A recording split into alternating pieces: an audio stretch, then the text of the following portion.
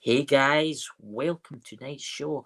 We're going to let it fill up a wee bit, guys. We're joined by our lovely Sherry tonight. Look at that. I can go like that because you're over there. Welcome, guys. Hi.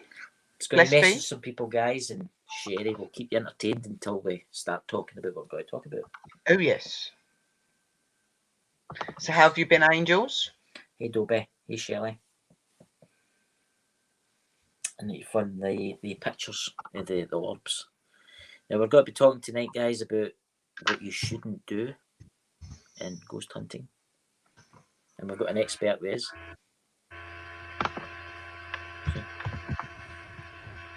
I'm just looking to send stuff, guys. Finding the. I'm just coming over to your chat so I can see where you are, and I will share out as well. Hope you angels are all right. I'm just trying to find Emma, so as I can send the pictures.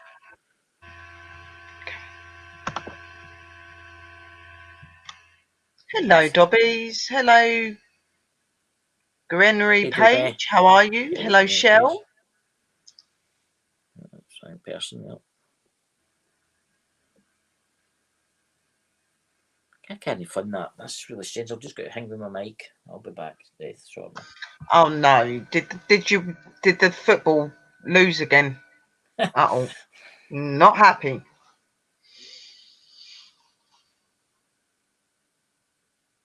I think I sent them to you, Sherry. I'm just going to check. Yeah, no, I think you did because I remembered looking at the photos because I spoke to you about it. So I'll get it all back and I'll just have a quick look. I'm going back in the chat logs for you, so on Messenger. Oh, Shell. What is it? 10 in a row is gone. What are you talking about here? Hey, Dobby. The football. She lost the football again, so she's saying 10 in a row. That's all right, you know. There was that one picture. There was that picture. Mind she sent you that one. Wait, I'll show you. Mind she sent you that in. Look at that, guys. Look what's hovering in there. What? Huh? It's a security cam footage. Look, it's a woman in the air with a night dress on. Yeah. That's nuts. We're just letting it fill up, guys, until Drew gets in, and then we've got to start talking about what you shouldn't do. Oh, Andra, she'll be in 10 minutes. So who else we got? Yep, Sister Drew will be here soon. And if Danny wants to join, do you think Danny would want to join? If he's in the chat, I'm going to share out the link. That was what I was actually doing, but then I got sidetracked because you was talking. Right. So let me go and do that, and I'll post in the chat. I did send them to you there. Oh, there's Drew. Hi guys, are you live already? Aye, we're live. We are. We're just waiting it filling up. Right, give me 10 minutes. That's the wee man just away home. But if you give me 10 minutes, and I'll make a couple of fags, and I'll go brush my hair and things, right? No problem. I'll be back in 10 minutes, troops. No bother, guys. Right, we're just letting it fill up. Right, okay, 10 minutes, pals. I'm just going to go in here. Oh, in fact, that's what I need to do. I need to share it out on Twitter. That's what I need to do. We're just going to let it fill up, guys, and then we're going to do a talk about what you shouldn't do when you go ghost hunting. Yes. That's scary stare. Like, what the hell is she doing?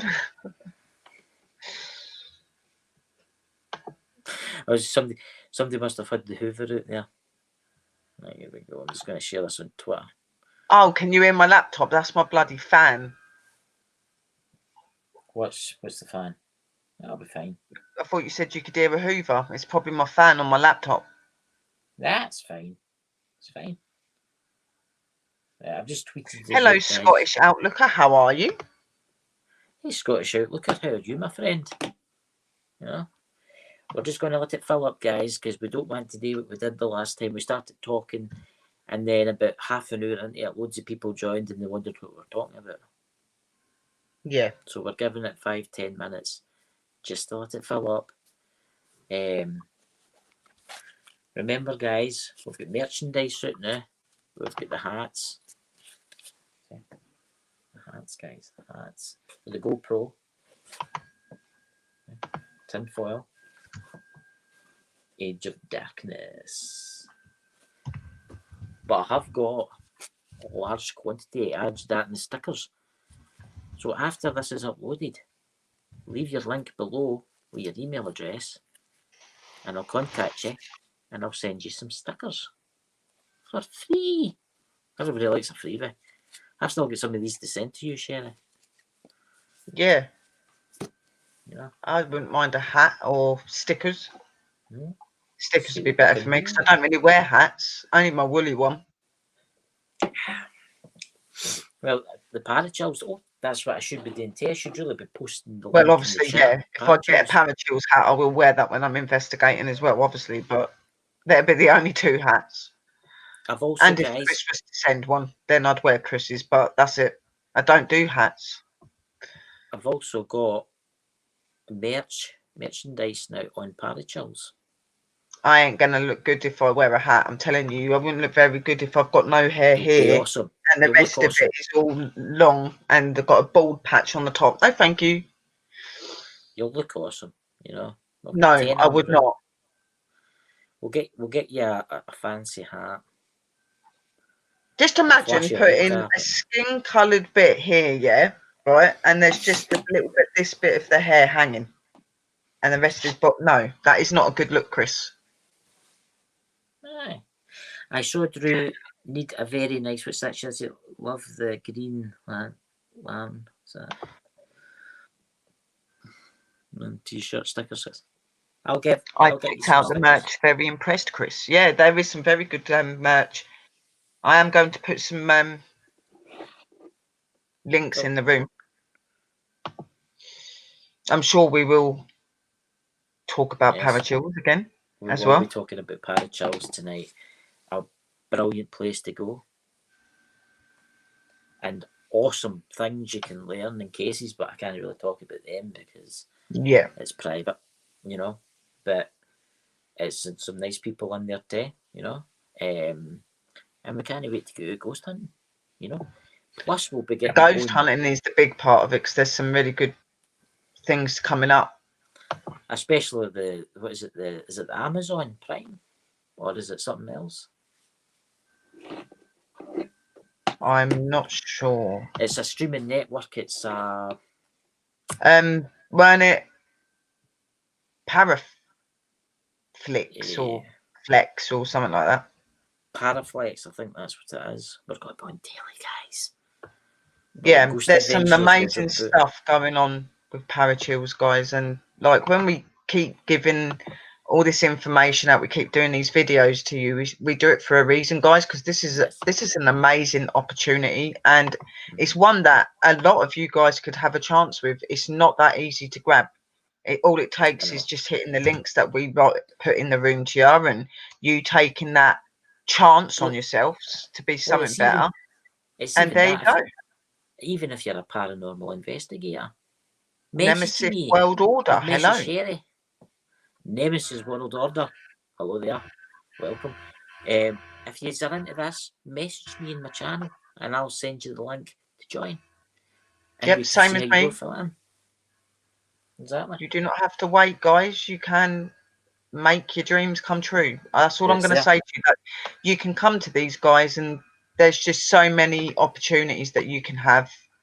And you haven't got to be worried about if you're qualified or if you are, you know, they will train you for nothing. Yes, we will be doing ghost hunting show on this streaming service. We can it's actually on Parachill's website. We can officially confirm that we have signed on the dotted line of partner with Paraflix, a new streaming service dedicated to the world of paranormal and unknown. So you will see Sherry, you will see me, and you will see Drew and lots of other people hiding in the darkness. You know, I did the other kind of special there, you know. But we'll start when Drew comes in, guys.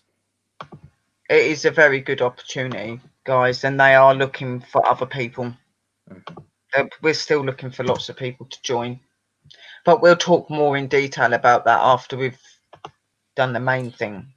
You know what? Tell everybody about your new position.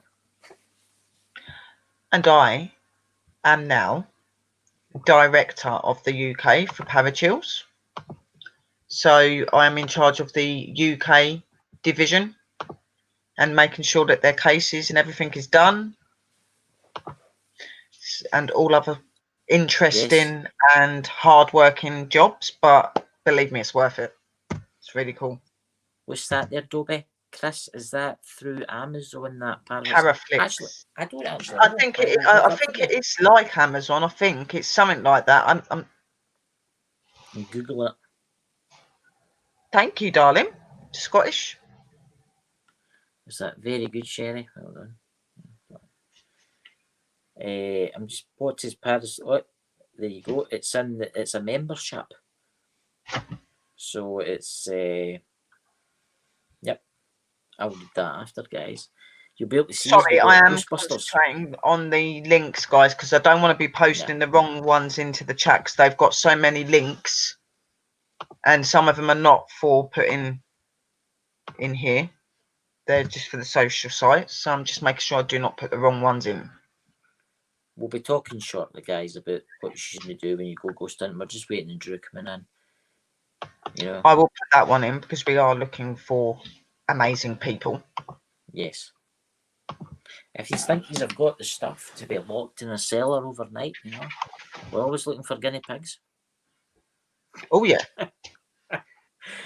Which will probably be you guys. Yeah. Huh?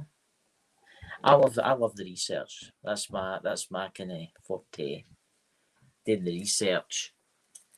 But just think about it this way. Think of all the interesting places we will be going. Oh look, who is joining us from beyond Hi, the everybody, veil? that's me now. Thank you for waiting. Hello, sis. Hello, sis. You've got a tinfoil hat on. I'm putting my hat on. I told you I will use my tinfoil cap, coat, hat every time I go live now. Look at all these hats. It's oh, like they're cool. You know? She put the grandpa looking one on. What, you mean this one? Oh, I like that one. That's my favourite.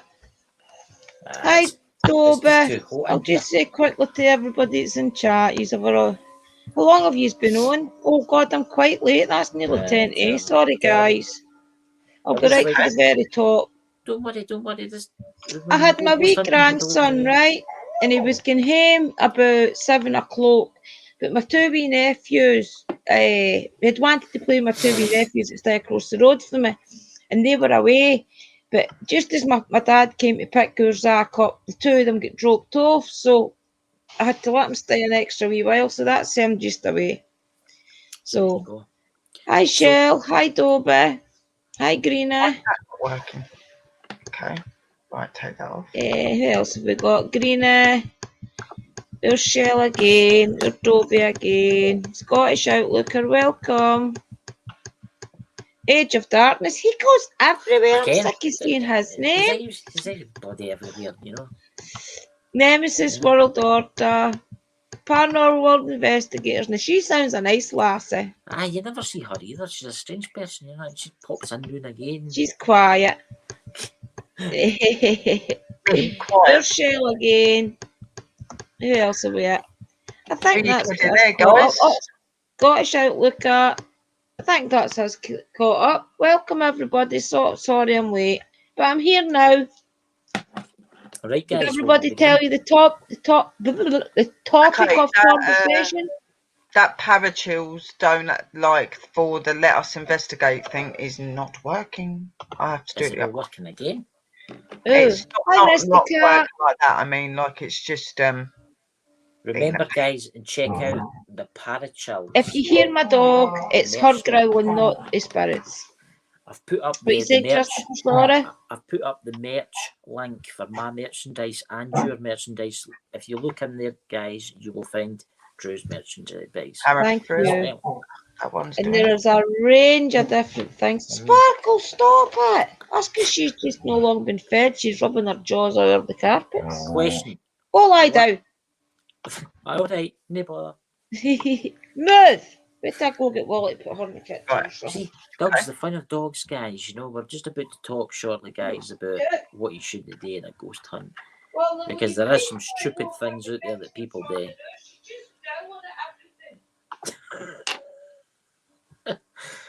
Hey, Misty Cat.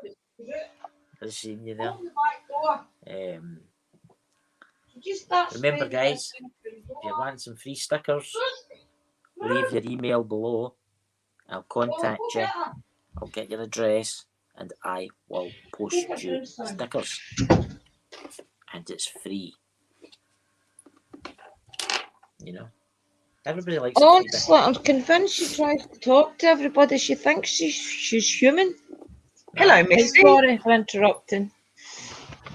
Right, guys. What else have we got, Misty Cat?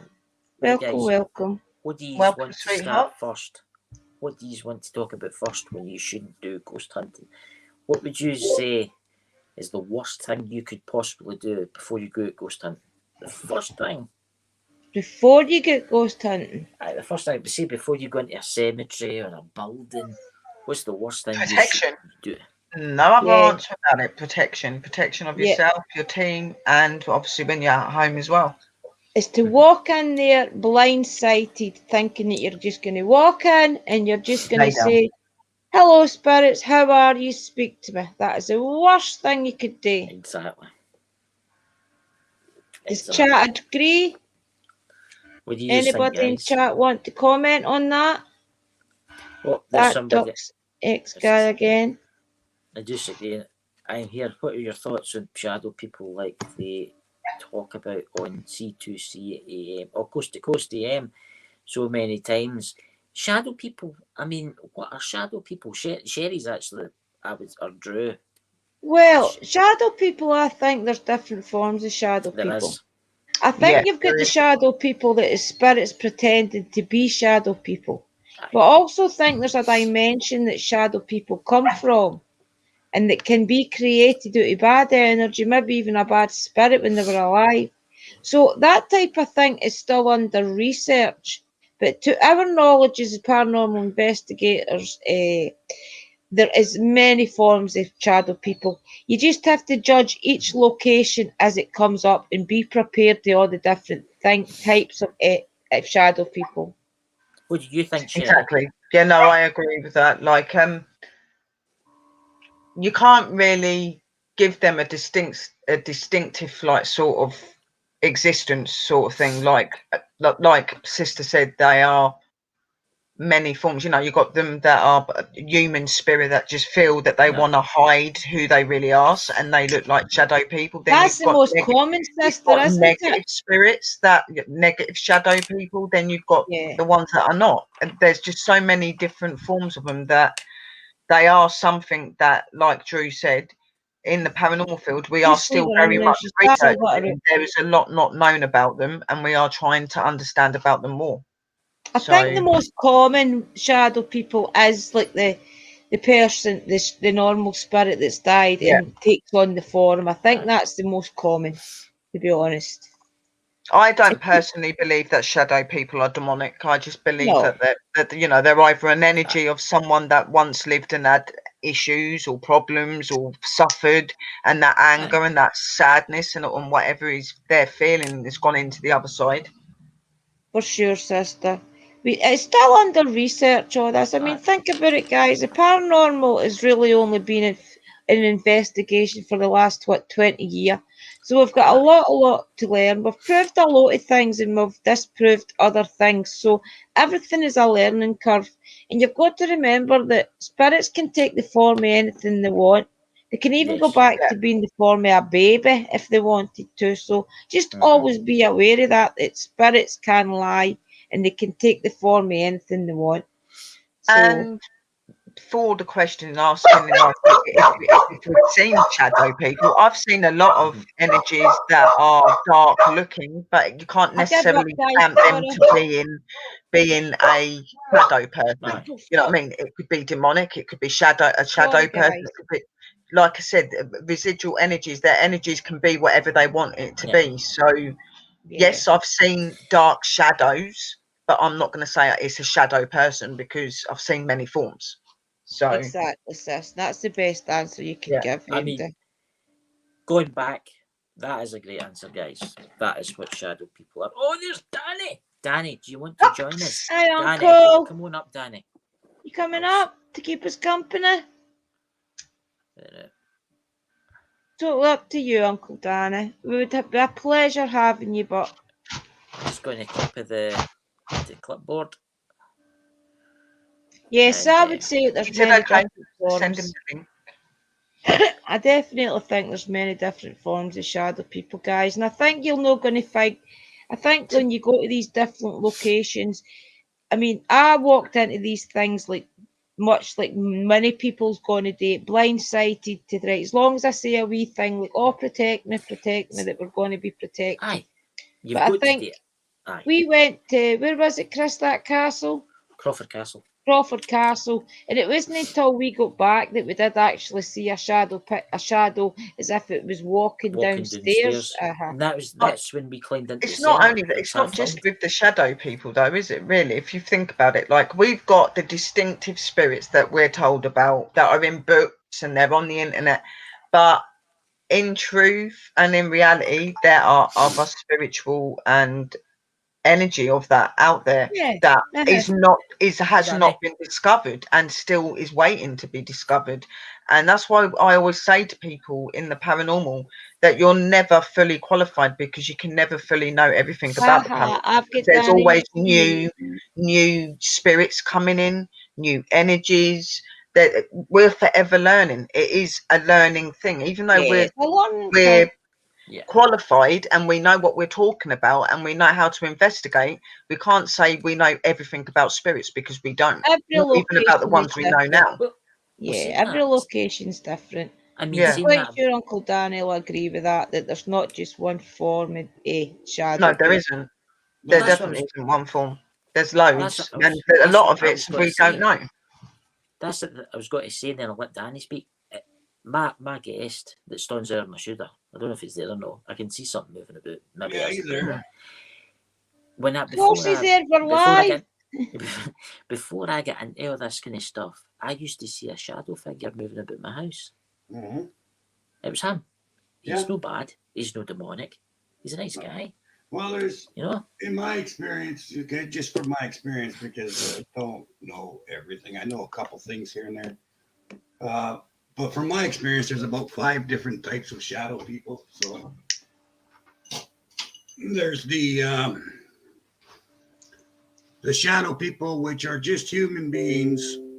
Yeah. Not good, not bad. They just don't know how to show themselves yet. They're just learning how to do stuff. A lot of times you'll see shadow people like that. There's the shadow people, what you see from the corner of your eye, which again is the veil between you and the veil. You're not actually focusing on it, so you're not going to see it. It's just going to be a shadow. Yeah. There are shadow people, which is a different thing altogether. They're not even people, to be honest. It's just like the people of the light, which is the exact opposite of a shadow person, is a people of the light.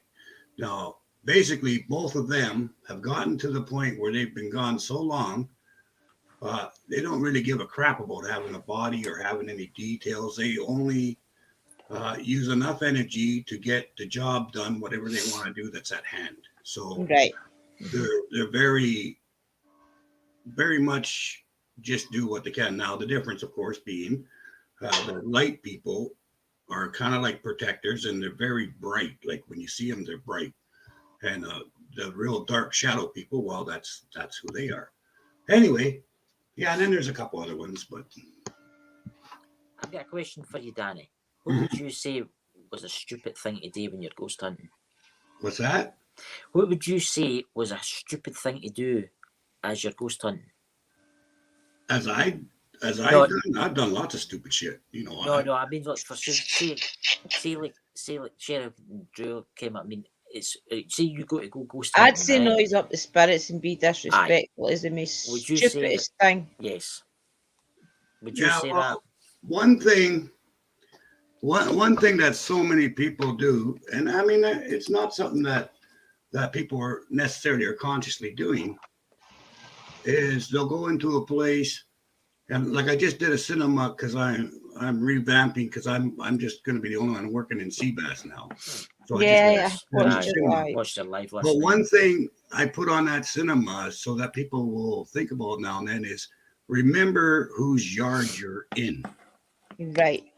You know what I mean? Like you think that you're in a building and it might be haunted and so you want to get some really good evidence. So you're going to be pushing the envelope and doing whatever you got to do. That's fine, dandy. But remember whose yard it is. Okay. It's not your yard. Those ghosts might have been there in that. They might not even be part of the building. They might be land-based, right? So now you're dealing with something that's 500, 600 years old that could snap you like a twig if it really got pissed off, you know? And it might be the most wonderful spirit in the world. If you talk nice to it, it might give you some really super duper evidence. But, you know, it's like someone comes into your house, into your yard, starts yelling and screaming at you, telling you what to do. What are you going to do? Are you going to give them a hug or slap them upside the head? Well, you know, self-defense, isn't it? Try to remember where you are. So see the people that go to these graveyards and things and maybe graffiti graves and things, not really knowing that, like maybe teenagers, for example, and they start graffitiing a graveyard and things, do you think that they're automatically giving themselves like bad karma? Or do you think the spirits recognise that they're only teenagers and that they're just doing these things because they're like teenagers type of thing? Or do you think that even the bad energy spirits will just punish them the rest of their life, no taking into compassion the fact that they were young and being silly? Stupid. Yeah, that's a good question. I think some, you know, like really young kids, you know, up to say 13, 14, whatever, they do stupid shit, right? Yeah. Now the spirits might get pissed off at them and stuff like that, and you know, hopefully someone cleans up their mess or they go back and clean up their mess. And you know what? I think they're going to be in for a bad week or two, you know, to be honest, you know.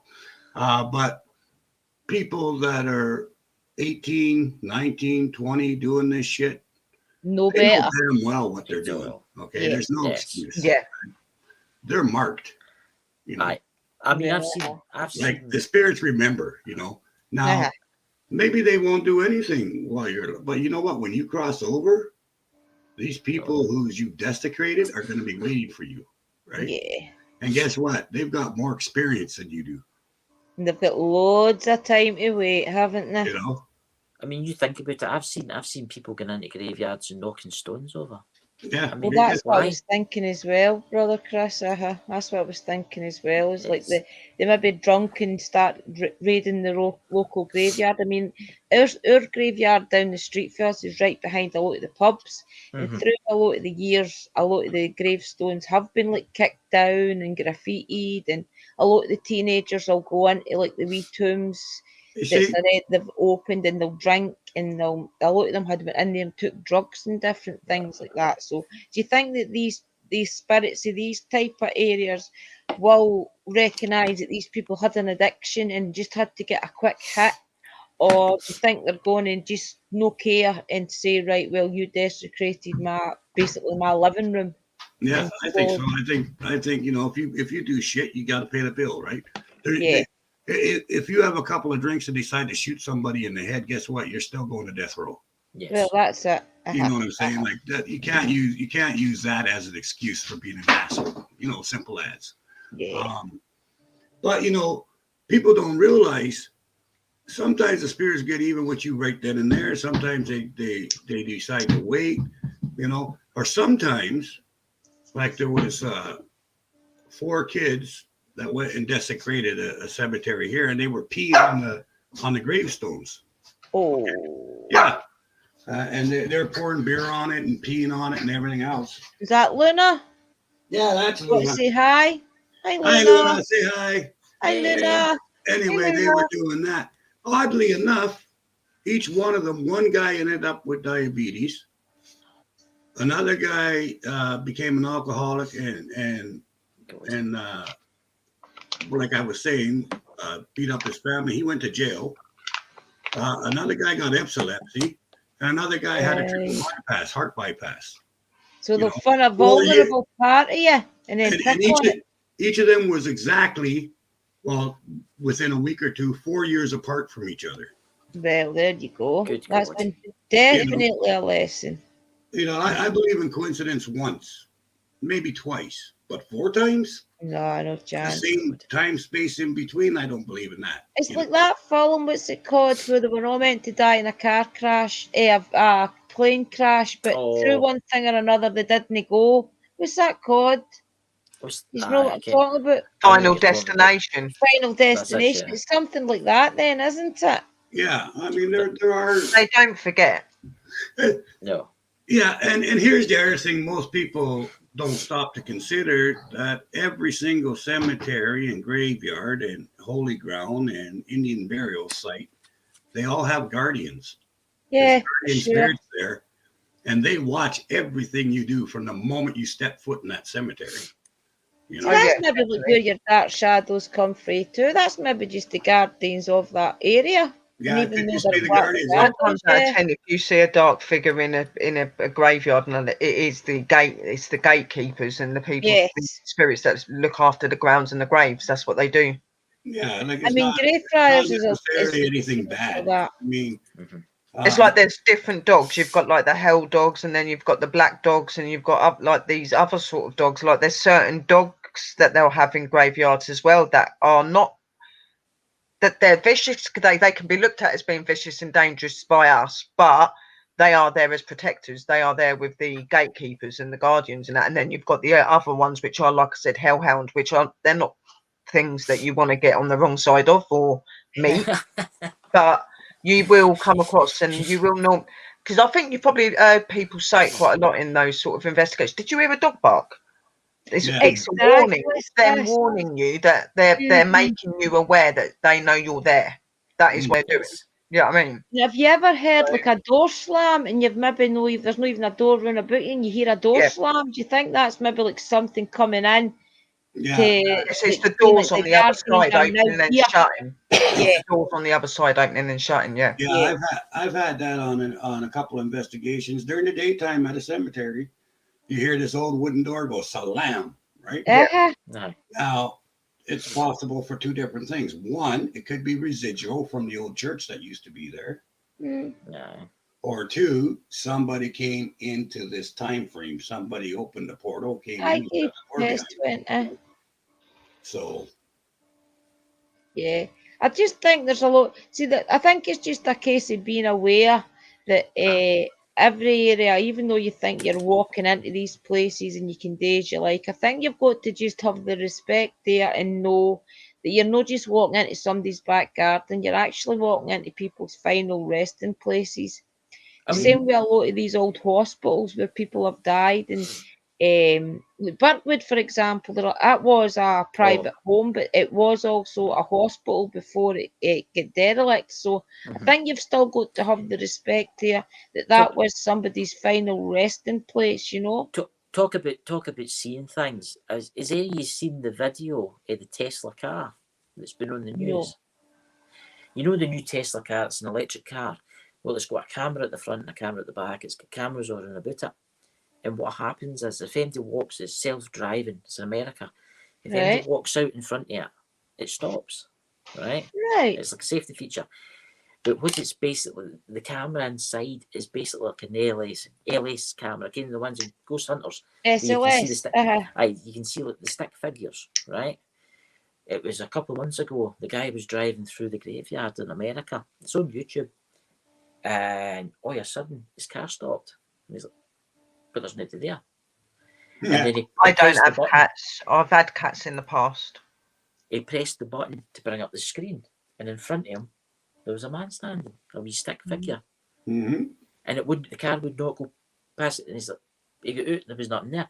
And he actually looked at the stick figure. It walked round the passenger's door. It walked right round the car.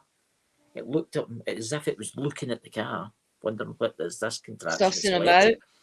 And then he watched it walk away over to a gravestone and disappeared. Yeah. That also been leading up to his grave.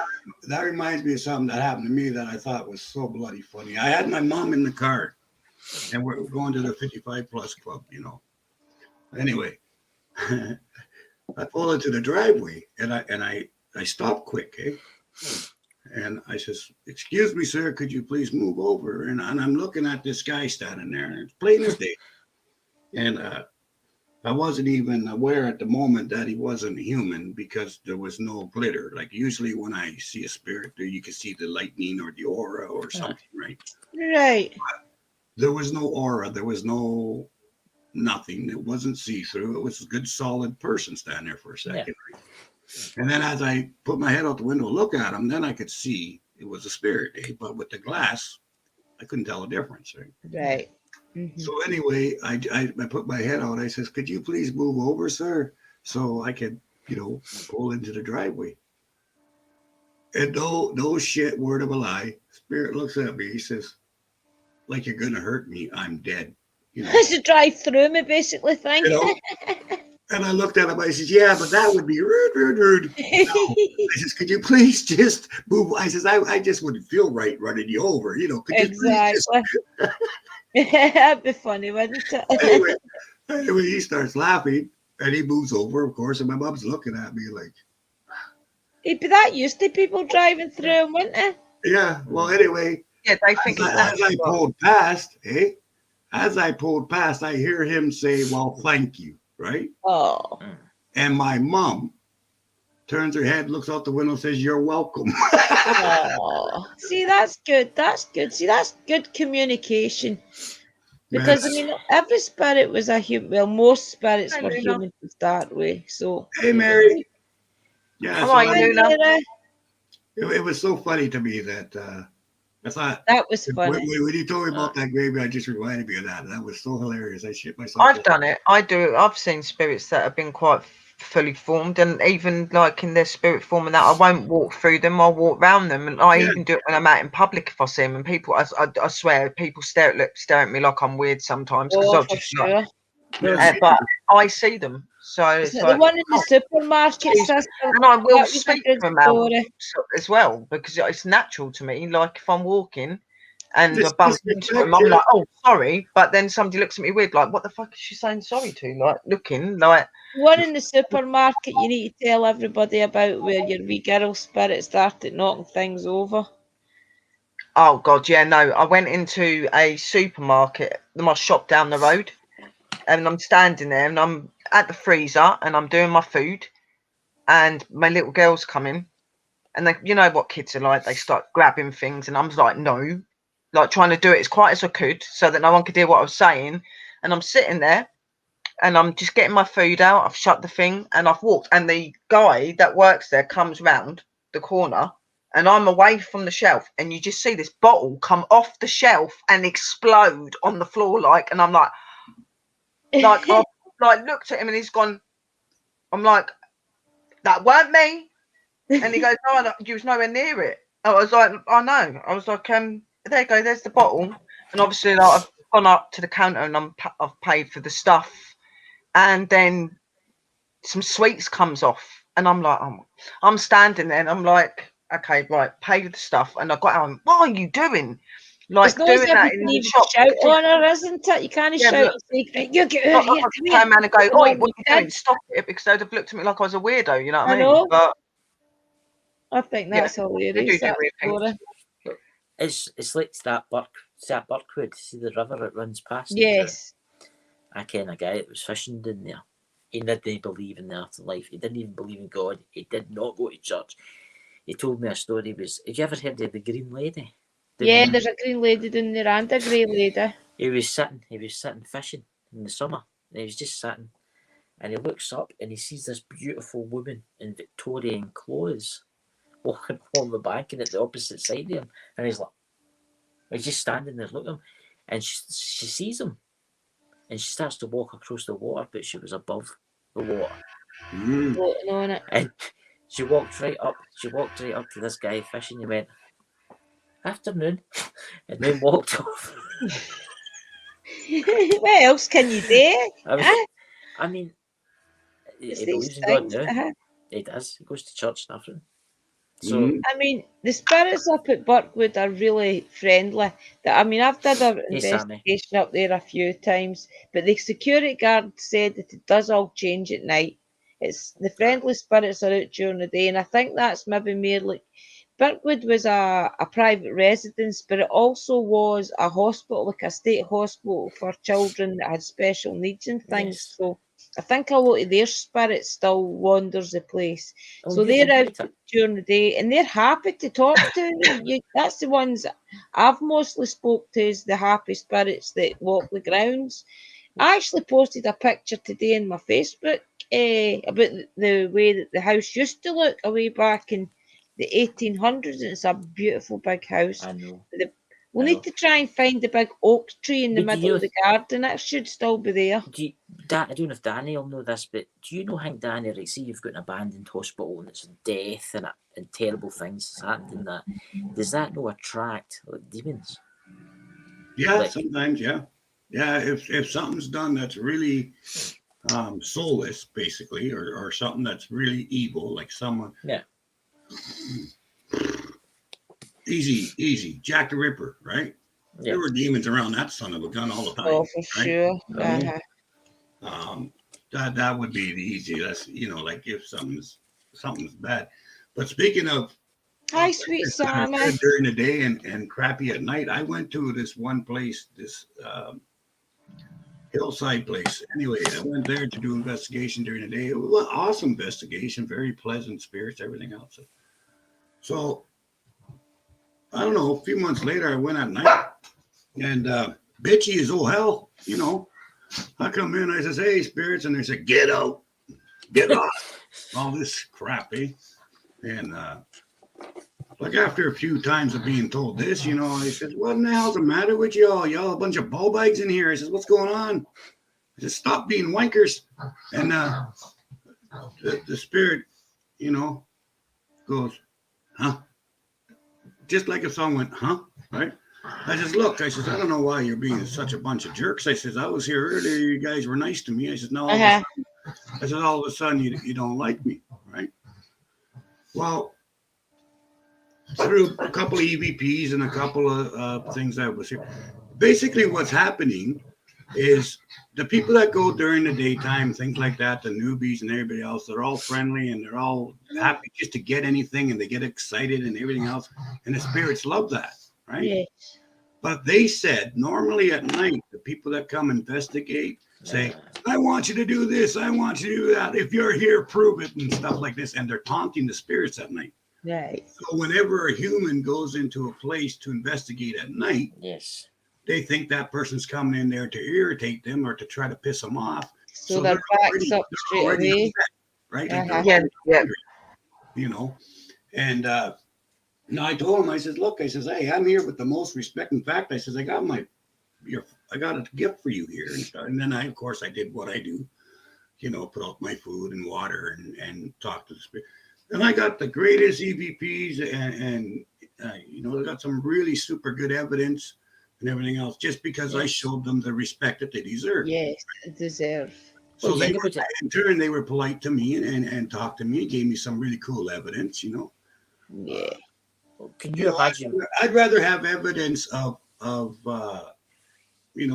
something moving, like if I put down a ball or if I put down a cylinder or something, to have that shift across the table. I'd rather have that for evidence than piss them off and be slammed into a wall. Yes, for sure. You know what I mean? Like, at the end of the day, it's all communication and it all goes towards what we all want to do, and that's prove the afterlife and hear these spirits' story.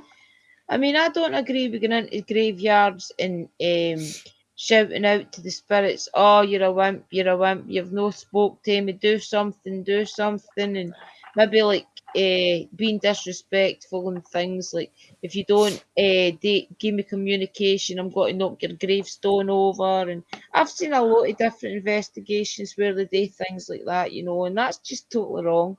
Yeah, no, I disagree with it, but you know what? It's not for me to judge how other people do things. Yeah. I'm the same. It's like when they take treats to them and they'll put them down and go, if you knock that over, or you can do whatever, you can have it. If you don't, you're not having it, and they'll pick it back up and they'll put it in their bag. And I think you don't treat them like that. You know, not all of them can get that energy to do that. It's about respecting them. It's mutual respect. Would you expect someone to do that to you? No, you wouldn't. Don't do it to them. You're either going to give them the gift or you're not going to give them the gift. You don't give it in but I'm going to give you the gift as long as you do this for me. You give them the gift because you want them. They're not a circus act. They're not something that is there for your entertainment. They're not there for your entertainment. They are people. They have feelings. They have emotions, and they deserve respect. Well, yeah, that's my thing, you know. But you know what? Other people do things otherwise or whatever. Yeah, they do. You can't change how people act. Here's the only difference, okay? I will go out and investigate with anybody. Unless you disrespect. If you're disrespectful, I'll never go investigate with you. You know, but I'm not going to tell you how you should do your crap. You do your own. No, thing, you know? No. It's a learning curve for everybody, and I dare say these people weren't learning the hard way. But to save a lot of to save a lot of hauntings and to save a lot of people from getting scratched and getting attachments and things, I think if we start doing like these podcasts and things maybe once a week or whatever and just try to guide people to the right things to do, I think that the upcoming investigators will take note and they will realise that I'm no boasting to anything I do whatsoever, but the likes of Sherry and you, Danny, they will take a lot of respect off of your words and be guided. And that's what I would hope for the future, is that they listen to all the older investigators and take note to the right things to do. Yeah. Starting an even keel. Well, see, that's the thing. I would not say that my way's right, my way's wrong, my way's anything. My way's just but it's the respectful way. Yes. Like my way's just my way. And it's like I was talking to one investigator. I won't say who he is or anything, but I was talking to one investigator, and he said, "Well, you're pretty opinionated, and I like to do it this way, and I like to do it that way." And I started laughing. I said, wait. I said, "You misunderstand me. You can do whatever you want. You can investigate in any which way, form, or shape that you want. That's none of my business. Yeah. Okay, that's none of my business. How you conduct yourself. However, it is my business that I don't have to watch and I don't have to go on an investigation with you. That is my business, right?" Sorry, Danny. I know that you've not so much now been going out and having to do these different things like perform exorcisms and things. But do you not think if maybe like all these people that you've had to go do these things like exorcisms and things to, if only had stuck to a couple of guide rules, then maybe a lot of these times that you've had to go and do exorcisms or maybe even just do cleansings and things would never have happened in the first place. So it's good to guide people to start with. Do you not think? Yes. Yeah, well, some of them, like, I'd say 25% are because people disrespecting spirits. I think 25% of that kind of stuff is because the people are very disrespectful and they got their just desserts, Yeah. And but I mean, there comes a point when, hey, come on, spirits, you're going a little too far here, The rest, I would say, maybe 50%. They kind of just did the wrong things and on, kind of on purpose. They brought on themselves, a lot of them. Get a reaction. Yes. A lot of them brought on themselves and that. What do you think about it? And usually out of that 50%, about 50% of them didn't believe in anything anyway. They were atheists, basically, right? Which, of course, I guess is a belief in itself. But, they and then there's the last 25% that made a deal because they wanted to be. And then once they were, they're like, oh, shit, this is not what I had in mind, right? Mm-hmm. Yep. I mean, there's so many different things that happen and variables or whatever. Some are just attacked. Like a lot of people are just attacked. They go to a hotel room. That hotel room's haunted with a really nasty spirit. They accidentally somehow leave themselves open. The spirit jumps in them, and 3 or 4 days later, next thing you know, the spirit's taken over. You know, a lot of it is that kind of thing. Like, yeah, and I think the spirit sense this. The sense that they sense the ones that want scratched, and they sense the ones that want the bad communication. You think about it, right? I don't care about ghost hunting. I go to a graveyard and I'm doing a ghost hunting. I'm like, use a effing this, use a effing that. The ghosts are going to get annoyed and I've got to ken something. You never prayed before you come in here. I'm coming home with you. Mm-hmm. Oh, yeah. See, that's it. That's where the warning should be, Yeah. What do you think, Jerry? Yeah, and that's the problem. It's like a lot of times a person's in the wrong place at the wrong time and they're weak at that stage, you know. And that's when, you know, like like most possessions aren't demons. They're just really nasty humans, you know. That most possessions are just really nasty humans. Whereas like I didn't know that. 3 out of 10,000 say might be a demon. 1 out of 10,000 might be a twisted human, which is a hell of a lot worse than a demon, believe it or not. Yes. Yeah. So, I mean, that's kind of the way. Like a lot of times, it's got nothing to do with demons. It's just got to do with the guy was an arsehole during life. Now he's an arsehole during death, but he's pissed off. Yeah. Right. What do you think, Sherry? Sorry. I was just going to ski Sherry. Yeah. What do you think? I agree. I do agree because, like, a lot of people will put a lot of the negative stuff down to being demonic and that. And to be quite honest, it's very rare to come across demonic. And you know, same as the twisted human, they're quite rare to come across as well. But when you do come across them, you would have to fear them more than you would fear a demonic spirit. Most definitely. Like I would rather, I have faced demonic spirits, and I'd rather face a demonic spirit than I would a twisted human. Sure. I believe, you know, like if you're going to work in the paranormal field, you've got your own techniques, you've got your own ways, yes, but respect of spirits does go a long way.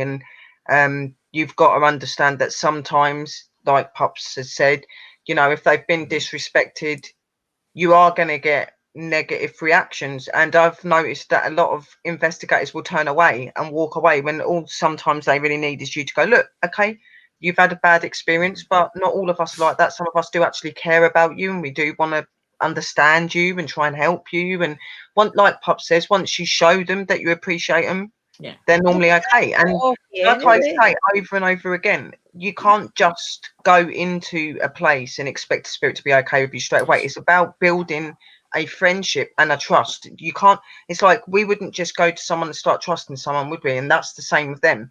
They have to learn to trust us and we have to learn to trust them. This is just how it is. You know what I mean? So as somebody always asks me, why do I always say that a twisted human is worse than a demon? Well, it's very simple. Demons take orders. They have a boss.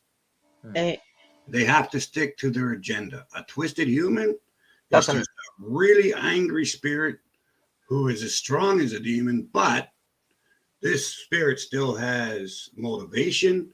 This spirit still has things it wants. This spirit still has greed. This spirit still has anger. And because it's a human spirit, it still has one thing that a demon can never have: freedom of choice. Yeah. So just when you think he's going to do this, he goes, and does that, right? Yeah. They're very unpredictable as well. They are very unpredictable. Yeah, it takes you totally off guard, and you got to start from scratch again because you totally lost the plot of what he was doing. And they like Pup said, like they've got their ruler, which is the devil. Obviously, like the good spirits have got their ruler, which is God and the divine. These are in between those realms. They don't have somebody that they stick by. They live by their own rules and they do what they want to do. So they are very dangerous. They're worse than demonic. Most definitely. It's like going to a dog kennel, taking a dog home. It takes time to build the trust and loyalty, but only a difference was that don't have exactly in hands with the spirit on a hunt. Exactly, like anybody, it's an animal, person. It doesn't matter what you are. It's about building trust with the people that are around you, and it's no different for them. They're not just going to let you come in and start talking to them and automatically like you. They've got to learn about you, just like you've got to learn about them. You know, like we're not just going to go in there and automatically build a friendship with these spirits. Yes, we feel for them, we want to help them, we have those emotions there, but the more that you go, the more you get to know each other. That bond starts as well. You know, and I have a lot of bonds with a lot of spirits, especially my guys at the church. I miss them like hell at the minute because I can't go up there. They're like my best friends up there, and like people go, how can you be best friends with spirits? Why not? They're people. They still talk to me, they look after me, they've been there, they've supported me more than a living person has. So why would I not? Do you know what I mean? So I don't know. There's probably at least one there. Everybody deserves a second chance. That's one thing about twisted spirits. They don't like to share property. They're very expensive. So if you've got one in, say, like on Alcatraz Island, you'd have one there. There wouldn't be two, okay? Because they'd fight each other. They're very they're territorial. They don't like that. They are the one leader, the one thing, and that is it. They don't want anything out there with them. Like you can have a nest of demons somewhere, but you're never going to see a nest of twisted humans. There's no way. No. You know, because all the pride and all of the, like the human stuff that can be good, you know, they become very narcissistic. And they are the best, and they don't want nothing else around them. They want to rule the nest, right? So you'll never see two twisted humans in the same place, unless maybe they were married in life or something. But okay. I've never. Okay, I'm not saying you never will, but I have never experienced having two of them anywhere near each other. Like, see how demons can possess you, right? Demons.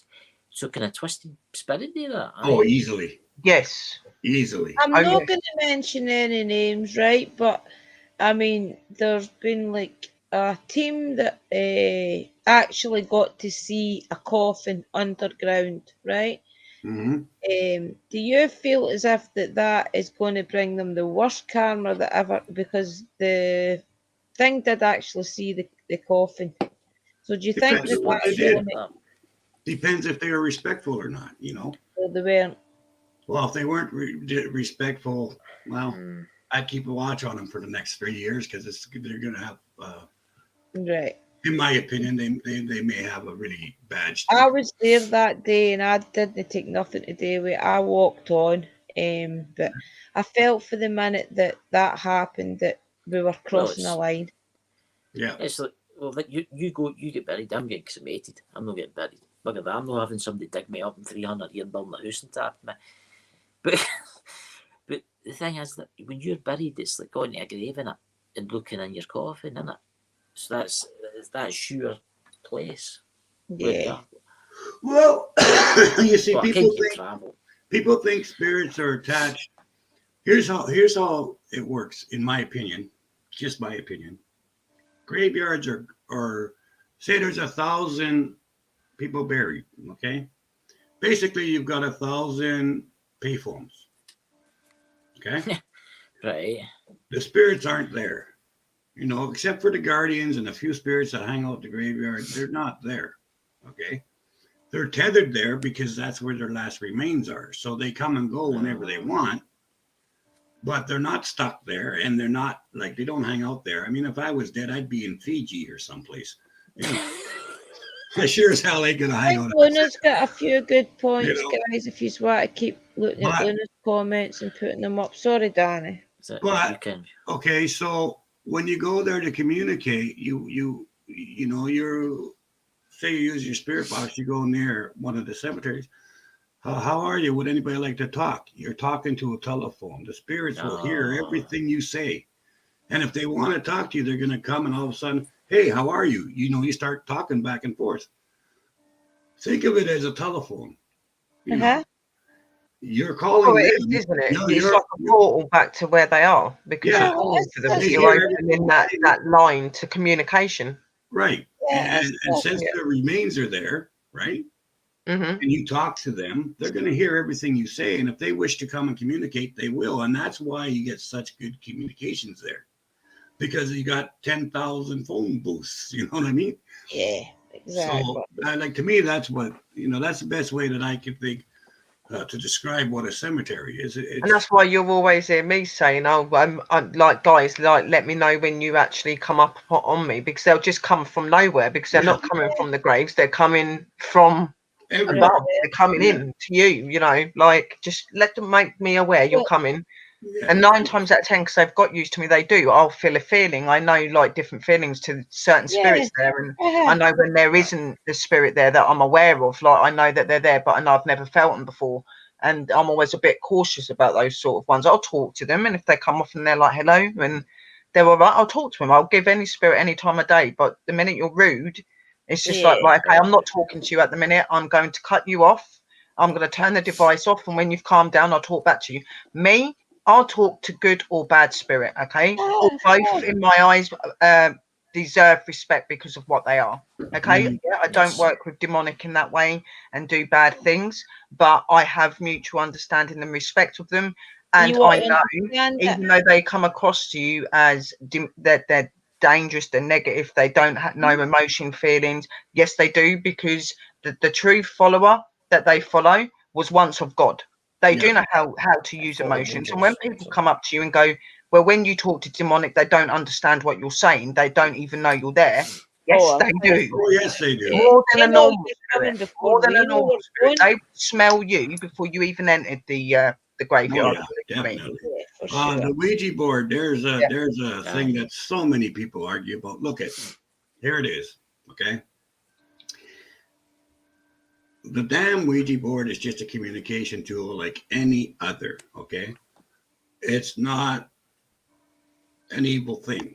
It's just a communication tool. The problem with it is people don't know how to use it properly, so they don't close it properly. They don't close the session properly. Like with a spirit box, you hear everybody say, this is only for communication only. And at the end, they say, I close this session, close any portals and doorways that may. You never see them say that when they're using a Ouija board. No. Yeah.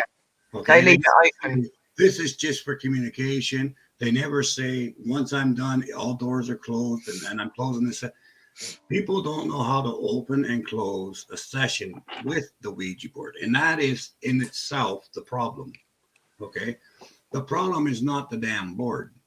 Now, for myself, I will never use one. Not because I'm afraid of them, not because they're a bad thing, because in almost 52 years of working with the diocese and working with the shaman and the druids, I've had hundreds of times where I've had to go to people's houses because of the damn Ouija board, because they didn't know what they were doing. And I had to cleanse the house or cleanse the board or cleanse the people. You know, people do get possessed by it. And because of that, I'll never myself personally use one, right? But I'm not saying anyone, well, don't use it. I'm saying if you're going to use one, treat it as you would any other communication device. Make sure that you say it's only for communication. Make sure that you open and close your communication, close the portals, close the doors. You won't have a problem. It's just a communication tool. Just like the rods, just like a REM pod, just like a tape recorder. Spirit box and things, that's it. The SB7 box, it's all just communication, but you've got to open and close your doors, and you got to make sure the spirits understand they can't attach. They can't, you know, it's just for communication. And if you do that, you're going to be fine. But again, the problem is training. You know, with normal spirits, Shell, yes, they will normally be able to tell you're there by the light that we give off. We've got a soul and a light just like they have. Okay, so they see us where with demonic and negative energies, they intend to pick us up on us more. Yes, they can see the light, but not always. They intend to pick up on us through smell and feeling and things like that. So before you've even entered a graveyard, a demonic or a negative energy would be able to pick up on you straight away. Whereas spirit, a normal human spirit would see the light. They would see the light and things like that. And how they interact. As soon as they interact with you, okay. Like then they can smell you. When they're talking to you and they communicate, they can. They don't smell you coming. They don't whatever. But once they interact with you, once you're in a haunted location, the human spirits know you're there. They track you. They track you by scent. There's a medium I was watching. It was a Long Island medium. I watched her for a long time, and if she turned up to a lot of locations, and the way traveling into the car, she was getting like picking up spirits. Now, say she was going to an estate house, she was picking up like the spirits on the way in, and they knew that she was already coming because she had a dream like 2 or 3 days before, knowing that these were the spirits.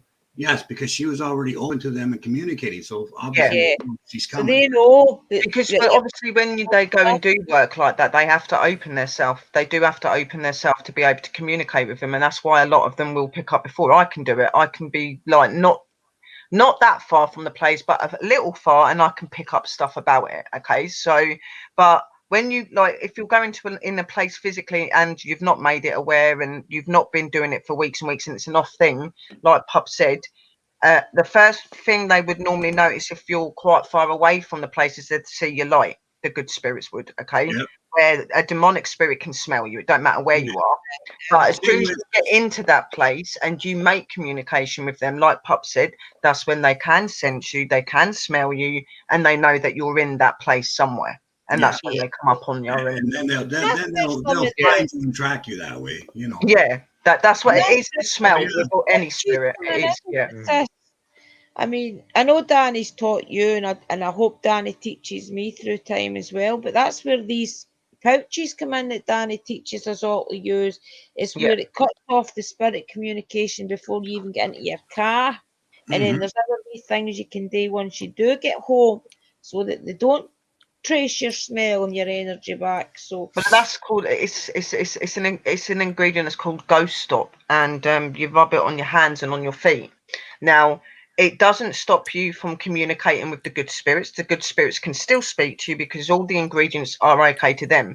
But with negative energy and bad energy, they cannot smell you, sense you, or know that you're there because of some of the ingredients in there they don't like, and it blocks them from being able to know you're there.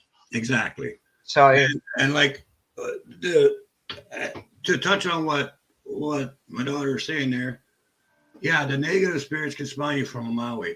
So can guardian spirits, what are good. They can also. It's because of the level of spirit. The higher the spirit, the more gifts they got. Just like that's what I always say as well. They're no different to us. Like. They don't go over there and just become a guardian and been able to do everything. They have to learn how to be that way and what to do. And it's no different for us in our abilities. We're learning to expand just as they are in their side as well. It's just how it is. And there's more information coming out every day. The research guys. I mean, there's people that I'm not going to mention like Ghost Adventures, but Ghost Adventures has got all the top people behind them that do all these researches, and the research that these guys are doing on a daily basis that's bringing out all this new information is really top class information that hopefully further down the line when it all gets proven and disproven and things, that the normal ghost hunter will be privy to all this information, because there's actually studies out there in different universities focused only on this type of thing, how to communicate better and things. So hopefully it will end up being a course in college and a course at university and things that people will be taught all the right way to do all these things. There's an interesting thing. Like, there's Shelley, right? I would really want my gran to follow me home, or my dad. That's what you need to watch out for, because I've heard that if you really, really want them to follow you home, you can open yourself up. Yeah, you can open yourself up to other as well. Things. I mean, there's that many bad spirits out there that could jump on your vulnerability, and they know how to pretend to be your gran, to be your dad, and things. You have to really, really watch. I know it's hard to not talk to them and to see them. But Pez, and I know that it must be difficult. But Pez is right. It's the Ouija board it's like the genie.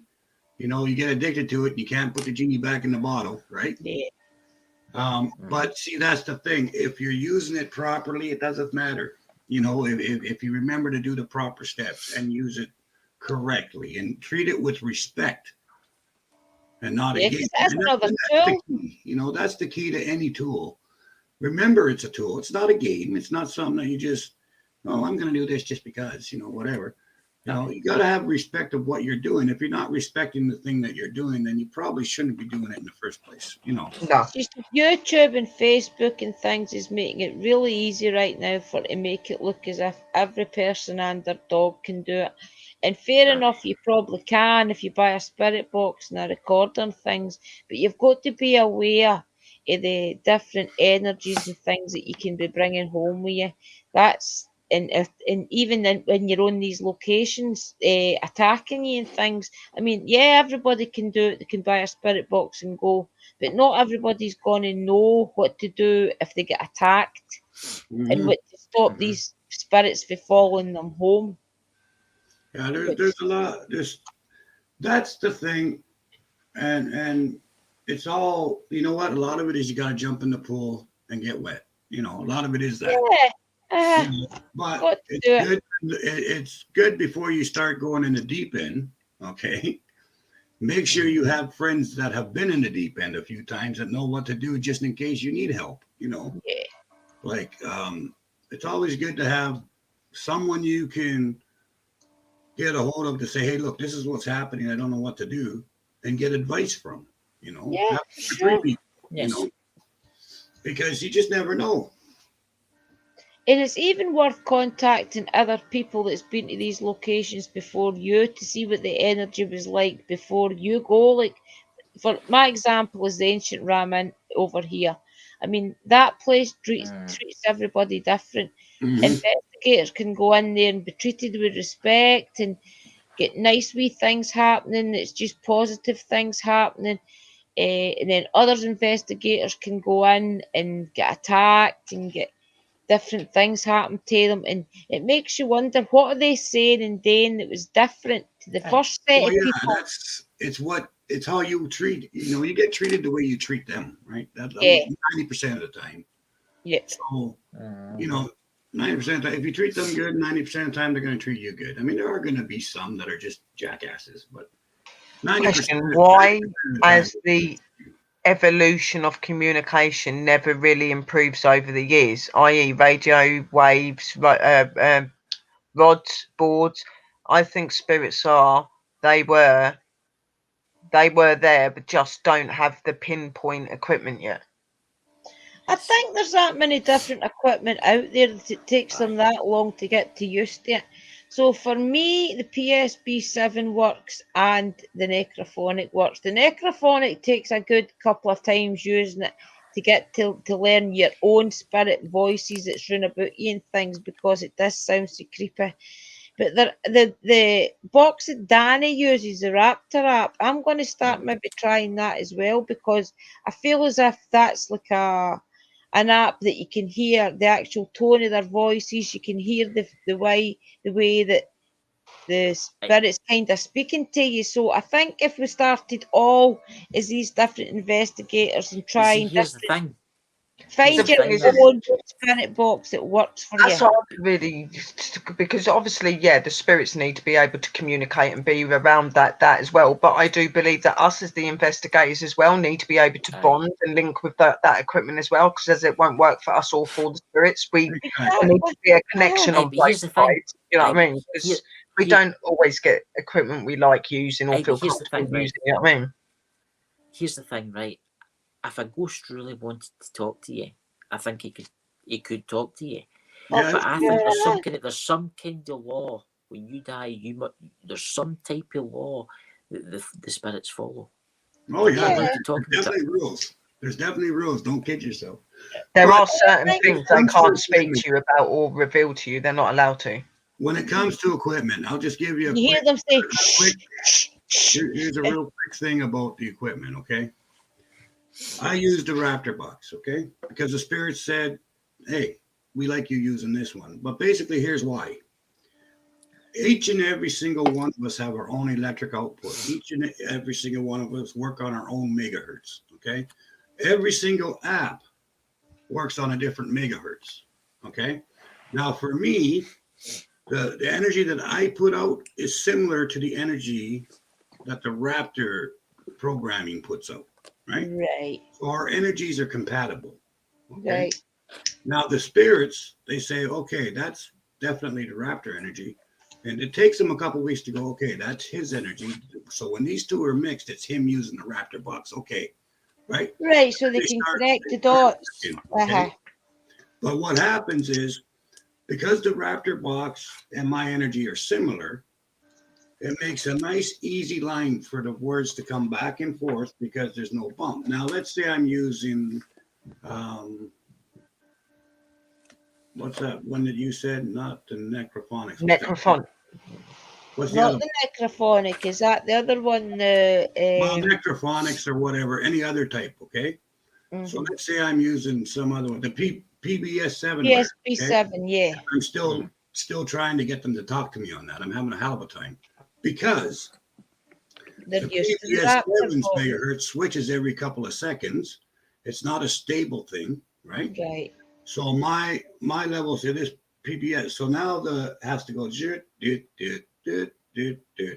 There's no even flow for communication. Right. So learning curve all over again. A lot of it depends on whether your energy and the equipment you're using is compatible. If it is, it makes an easy straight line for communication. It's just like when you got two cans on a string and you pull that string tight, you can actually hear the vibration of the person's voice in the other room. Yeah, that's crazy. If the string is loose, right? If the string's not straight, if it's not loose, it's very choppy if you hear anything at all, right? Right. So it's the same with your equipment and yourself and the spirit. If you can get that line of communication tight and taut, and where it's nice and straight, you're going to get a hell of a lot better communication. Okay? So, think of it as a string that you want to keep it, a nice straight line on the string. So you want your equipment that you use to be in the same line as you, right? That makes for better communication. And that's why, for some people, the Raptor box is a piece of crap. Doesn't work worth a damn, and it's a piece of shit. What am I? It was like that with me. Right? See, the first 3 weeks or so of me using it, it was just jumble, and it was slowly. But once you start to get that, use it enough that it starts creating that nice tight line. Then you start to get really good communication. So it takes time to straighten out the line and all that stuff. So don't give up on your app just because you try it 2 or 3 days and it's not working. You know what? It takes about 3 weeks, okay, before it's actually a nice straight line. It takes a good 3 weeks. So don't give up on your app just because it didn't work for 2 or 3 days, Yeah, they've got to build a bond up with that item as well. I mean, the K2, I feel as if it's the easiest for them because the K2, I think it's been around that long now that most I gotta go. My dad's honking his horn outside. Okay. Okay, Danny. Thanks for joining us. Love you. Speak to you soon. Yeah, I think the K2, a lot of the spirits are used to it because even a lot of these spirits, when they were alive, which is say in the last 30 years, I've seen like different paranormal investigating teams, even on TV, use them because it was one of the first spirit communication items that was out there. So I think that's why a lot of the spirits these days trust the K2. I mean, we've got a lassie on Parachill's Cars. I'll be interviewing her on Monday. And she uses the K2 a lot and gets a lot of communication through it because I think because she's in an older graveyard that people have been there in the past, like maybe 20 years, with a K2, sorry. So the spirits in that cemetery are used to using it. But the minute she turns on like the spirit box and things, it seems to not want to speak. So I think there's different places that you go to that are used to certain sites of equipment too as well. So we'll use that equipment, which is so happy to be the PK2 in her area. If you get what I'm trying to say, guys. Because a lot of them don't know these new fancy things like see that spirit box you've got, the one in your phone. What app is that? The necrophonic. I've also got necrophonic, and I've got the haunted finders one. The was it called the Spectre app or the Spectre box or something? I can't. No, Spirit Talker. I've also got that, but I feel as if the spirits are getting used to that now. Just want to do a quick public announcement. Please, guys, check out Parachills. You know, please check it out in case you're interested in joining. If you're into paranormal field, they've got what is it? Share is its own Parachills, isn't it? The link. Yeah. If you want to check out the merchandise shop, it's not just for me. It's also got Drew's paranormal vlog merchandise on there too. You just need to search it. Yeah, Shell, my partner bought me a Coatless box. It was nearly £200. And to be honest with you, I've not had much luck with it. I've tried it out in location. I've tried it. It was a lot of money. I've tried it out in location. I've tried it here at home, and I did get a couple of wee things in it. But I think we need to spend more time with it to actually get it to connect. Aye, Danny, his Deuce's guy, he does have a channel. I'll just get you the link for his channel. Yeah, Chasing Bones Inspectors, and he's got another channel for his spiritual stuff. But yeah, I think it all depends on each location, and it depends on the last person that investigated that area to what they did to these spirits. And that. And most spirits, I don't know if you agree, Sister Sherry, you've got more of a communication with spirits than I have, but do you think spirit actually can sense who's the good investigators and who isn't? Or do you think that they've got like a general, right, well, that last person was nasty to me, so I'm going to treat this new investigator that's come into my cemetery the same? Or do you think they will feel the power of different people, if you get what I'm trying to say? I think at first when they turn up, because they're just coming in, like I said, it's hard for them to pick up on them apart from the negative and stuff like that. At first they wouldn't realise, but when they get in there, a lot of the spirits can normally pick up on the energy of a person and how they're going to be, which is why sometimes when they're walking around, you'll hear these investigators that have gone to this new place for the first time, and you can tell that they're quite negative, and you can hear the spirits being quite negative straight away as soon as they're turning the apps on, because obviously they're picking up that energy of them, and they know what they're going to do, and that's why they react. And then there's some of them that are oblivious to it. They won't know till they're right on it and they're being questioned and that. So it's 50-50. It depends on the spirit and the level, really. So, Sherry, I know you've been. This is turning a review of you. Sorry, but I know I was looking at your channel the other days, like a kind of binge watch thing, and I noticed that you go to a lot of different, like, haunted woods, maybe like parks and things yourself. Have you found that the energy in some of these parks is a wee bit more relaxed, or is it a wee bit more intense? Because some of the times, like, it's been next to like an old railway where there's obviously been accidents. Do you feel like there's a difference in these different locations? Maybe the one I do over here is mixed. Right. There is negative energies to one side. Is that the one and there's the good energy more to the other side, but that is also where I go to connect with my nature spirits, because I've got nature spirits there as well.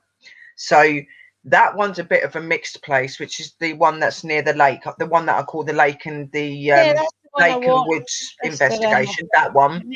Then you've got the one that I went to, which was Chicksands. Now Chicksands has got a lot of history. It's a very old woods. It's been here for a long time, and there was a numerous number of accounts of things that happened there, from things like murders and stuff like that. People used to actually live there as well, and I find that at that place there are a number of negative energies. There is a lot of negative energy there. So I guess it all depends on the area of the place, the location that you go to, and what's happened there as well, which kind of tells you.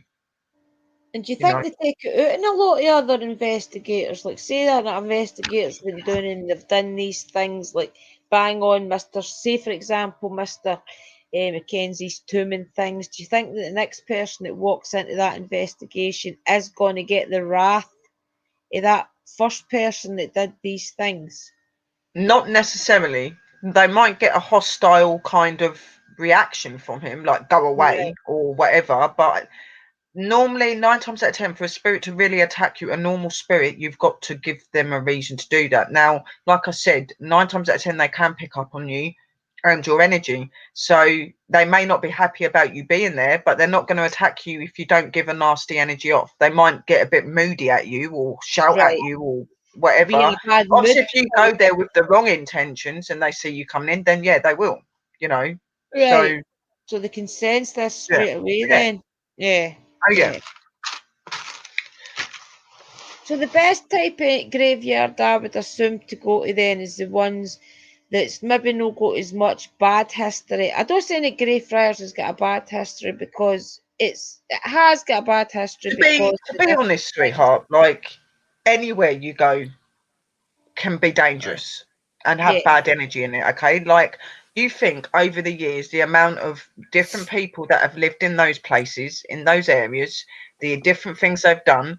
It can be different. You can't go to no place and say I'm going to be 100% okay there. Oh, I'll go to this graveyard because it's got less bad history, but you don't know about any of the history that may have happened before that's not recorded and things like that. It's equal, you know what I mean? Like when you're an investigator, it's not about going to places that are either better than the other. It's about just having that knowledge and knowing what to do, you know. No place is safe to investigate. And things. Do you know, agree, sis, that if you walk in with offerings and things as well, that puts you on like a even keel. The more respect and the more understanding you are to them, the more better reactions you get. And it all depends on how much you interact with them as well. You talk to them, you show them that you mean good, then the more you'll find that if you go to certain places quite a lot, you'll start realizing how inviting they actually are, and they become very open to you just as you do them. It's about that is your relationship. You've built that relationship because you've gone there, built their trust for them to start communicating with you. I've even apologized, you know, spirits, especially of respect, even as far as when you're walking around the graves, don't walk over their grave. Walk to the back of their tombstone or walk to the bottom of their feet and walk. I don't walk over there where they're buried. I don't agree on that. Yeah, I mean, I'll walk to the side. A lot of these different locations. I mean, I know. And I will apologise if I step on something I shouldn't step on. I will say, I'm sorry, I didn't mean to do that. Because people go, why do you do that? I'm like, because you may not be able to see them, but I see their reactions when I do things like that. Like, oh, look, you know. Our old cemetery down the street. I mean, when we were all at primary school, but we heard that there was people for the high school had managed to get a skull up out of one of the tombs. And for the first time I managed to get into that graveyard, I actually apologised to it's actually all fenced off now, and I actually apologised to that spirit for the young kids lifting their skull out that grave, and I felt as if, like, for that second on that I apologised and I said that I didn't think that was right, then I felt as if that's when I did start to connect to the spirits of that cemetery, because I think they thought that this was going to be another person and just wanting to see what they could dig up type of attitude. Yeah, and then you went in there with respect, didn't you? You went in with respect and love, and they see that and they appreciate that. A lot of spirits just want appreciation and just to be noticed, not to be bullied and treated with disrespect because they are no longer physically here. They are still here. They are very much aware of what we do, and you should be very careful the next time you decide to go and walk up to someone's grave and maybe take some flowers off it to put on your loved ones. Don't do it, because they know what you're doing, you know, like just a lot of these spirits want to talk to you, but if they feel you've got bad energy and things, they just won't. Some of them want to, but they're scared to because of the way they're treated by other people that go there and investigate. You know, like sometimes you do just need to build their trust back up. You know what I mean? So especially if they have had bad experiences with spirit in there. It's like going to somebody's house and calling them on the names under the sun, and then you would expect to go there the next day. No, exactly. No, like I'm not being funny. You can't go there like tonight, like say like I went to the church tonight and I started effing and being at them and whatever, and then go back there tomorrow and think that they're not going to remember who I am. They remember who you are. They do. And the thing is, the most, like I said to you, the most selective way of them to communicate and know you're there is by your feelings. So when you get back in there, they're going to know that feeling they're feeling. Hang on a minute, that's that person that came in yesterday and was disrespectful. You know what I mean? Like, there you go. So you want respect and you want spirits to talk to you, respect them. Because they're watching you all the time, even though you don't realise it. That's like one of the first tips is just to be respectful, even if you think that there's got a bad energy in that cemetery. Be respectful. Even if ask that spirit no to take out on you what has previously happened, that you're sorry for anything negative that us humans did say or do to these spirits. I mean, there is something definitely that you shouldn't do ghost hunting, is breaking into a property. That's wrong. That's wrong. Don't do it. Don't, because even if you force the door open and start snooping about, listen, guys, if the police catch you in there, you might get jail time. You know what I mean? Yeah, it's jail time. It's disrespect to them. On top of that, why would you go to a location that's been cut off? 9 times out of 10, if a location is cut off, why is it cut off? It's because it's unsafe and it's dangerous. So why would you go in there? Like, sort of thing, you know what I mean? Like, go to places that are open, places where you can't get in trouble. Like, I think it's wrong to break into buildings. You know, if you've got a place and you really want to do it, ask for permission. Exactly. I mean, I didn't realise it at the time, but when I was standing at Mackenzie's tomb and there's like a wee vent, I had said to Mr. Mackenzie, I'd had my K2 meter and I'd says, Mr. Mackenzie, can you please, because I only call him by his first name until he gives me permission. So I'd said, Mr. Mackenzie, will you please come up and talk to us? And I didn't even realise it till weeks later. Even when I was editing the video, I didn't see it, but you do. I've tagged you in the picture, sis, in a case we were working on, and you do actually see Mr. Mackenzie come up out the tomb. It's like an apparition, you see it, and it walks by the K2 meter, but the K2 meter didn't go off. But I think that was him just like trying to say to me, look, I have respected you, and I've came to say hello. You know, well, that's another thing I want to clear up, because you get a lot of people going, oh, well, there ain't no energy around if the K2 meter ain't going on. That's lies, okay, right? The thing is if they don't want to manipulate that energy to that level to make that K2 meter go off, they won't do it. You know what I mean? So just because you're not seeing the K2 meter flicking there and someone saying they're feeling something doesn't mean they're not there. You know what I mean? Like, they don't always interfere with it. I didn't see it at the time. I think he was leaving me like a wee bonus for when I went home to say, look, I did come and say hello to you. But it was so strange because the minute that happened, I had to leave the area, and I said actually to Michelle when I got outside the gates, I didn't feel like in there. I felt claustrophobic. And then like a week or two later when I seen the footage, it was actually Liam or Helen that had broke to my eye. And I was like, that's why I felt so woozy. Because it was just like an overpowered, but not that he meant to harm me or anything, he didn't. He was just showing me that he respected what I had asked and appeared for me. Well, you think about it, he's in that tomb, right? And they used to do tours in that tomb, right? And then there was the homeless guy that broke in, right? And vandalised quite a lot. He fell through the floor, didn't he? I mean, that's like breaking into somebody's house, in theory. If you put something in there or you break into that place, you're breaking into that spirit's house. It's like somebody asking us hundreds of questions, wouldn't it? I mean, it just wouldn't go down right. You've got to have respect. Respect is the number one rule. And be nice. Treat every spirit as if the way you would want to treat people, to treat your grandparents or us even when we die. Have that respect in you. And don't just Adriana, are you on Sherry's live tomorrow all day? One should be good. An all day one? Are we having an all day one, sis, tomorrow? Not as far as I know. I said that I was going to go live in the evening. Who's asking? Is it Shelley's asking that? Unless she's on about another Sherry. Shell. I think it's her Shell. Pop it up, Chris, if you find it to read it. Is it? Are you? It's there. Yeah, I am on tomorrow. You are right. I am on tomorrow. Yeah, I'll probably, if Sherry's live, I'll probably pop in. Oh yeah, no, I did ask because I said in the room the other day that I was going to be going live, and I asked if you wanted to go on there, brother wanted to go on there, and Pups wanted to go on there, and Shorty's meant to be joining me as well. So, but yes, we'll definitely fit in Burtwood tomorrow. It's because we want to go to Burtwood tomorrow just to do a quick hour. I'm not doing it till the evening, about 9 o'clock.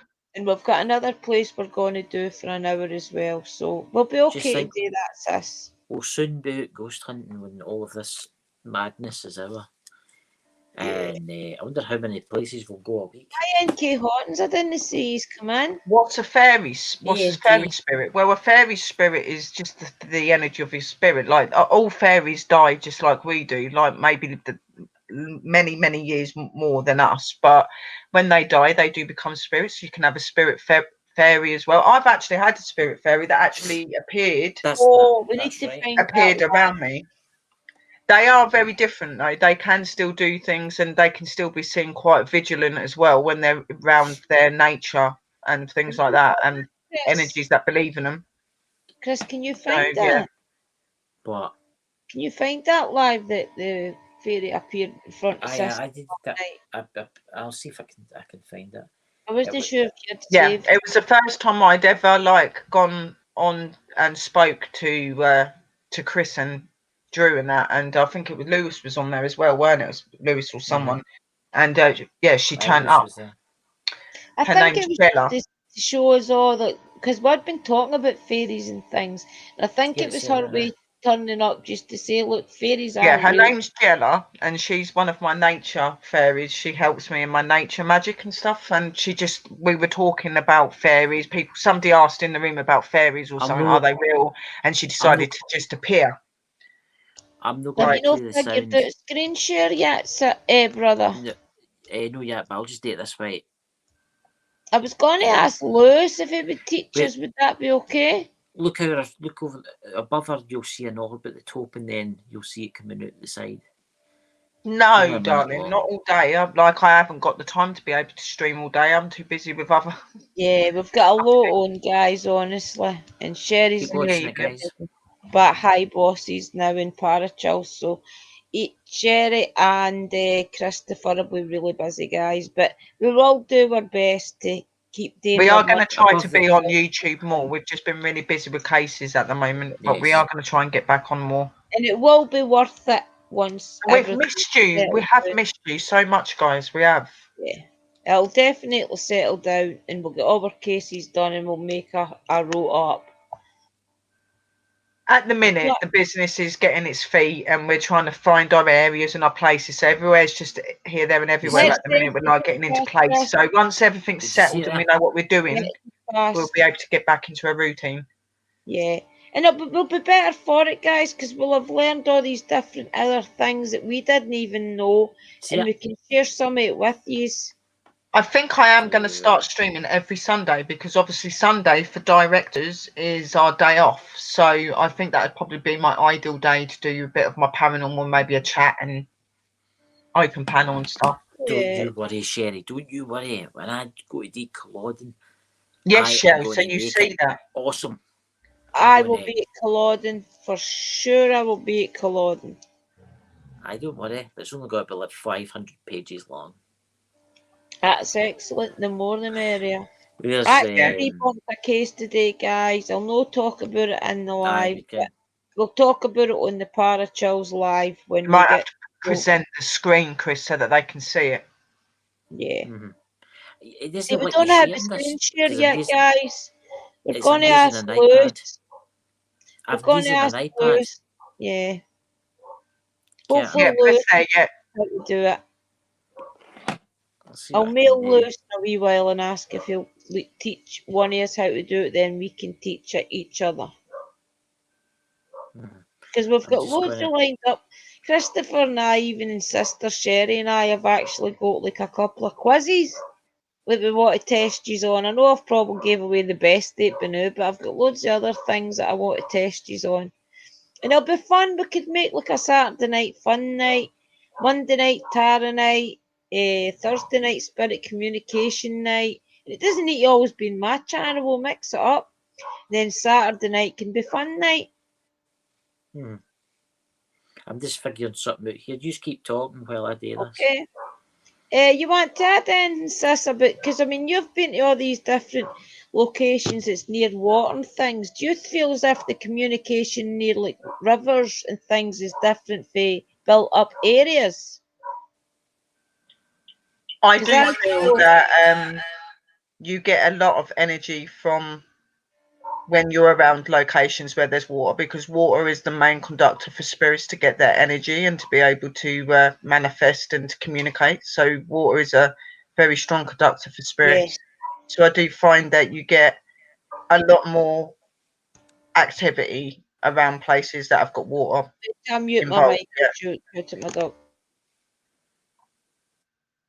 But I do find sometimes as well it can feel very relaxing and not as intense as going to a normal place sometimes, because obviously again water is also supposed to be a healer. It's meant to help things to be subsided as well. So it depends on the day and the time.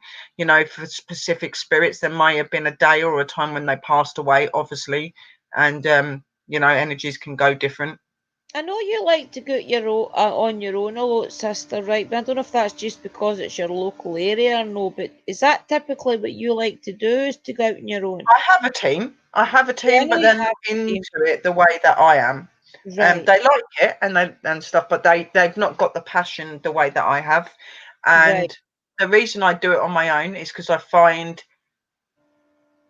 like, in the summers and stuff, I'd go out with them if they want to. Of course I will, because they're my team. But I like to do a lot of my investigations on my own because I like to be one-to-one with the spirits, and it doesn't matter where I am. It's not just in locations that I know. I'll go to other locations. But obviously, if I go to other locations, I'd normally have to have someone drive, so someone would be with me. But if somebody was to turn around and go, right, I don't want to walk around that, I don't feel comfortable, I'm just going to sit in the car, I would happily sit in that place on my own. That is just how I am. Is there ever anywhere you've been, sis, that you won't go back to? I know you've been to a few locations. Is there somewhere that you don't feel you want to go back to because you did feel as if the energy was so much? Because you've got a few investigations under your belt, I was noticing. There is not one that I wouldn't actually go back to. They're all quite good in different ways.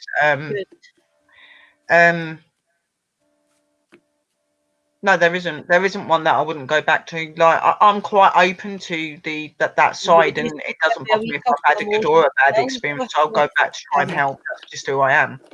So and you'll probably just maybe I've had places where I've been on edge and my heart's raced, and I've been like, oh my god, what happened? That was at Cold Christmas, and that there was a lot of negative energy there, and that is where a lot of children were buried as well, bless them.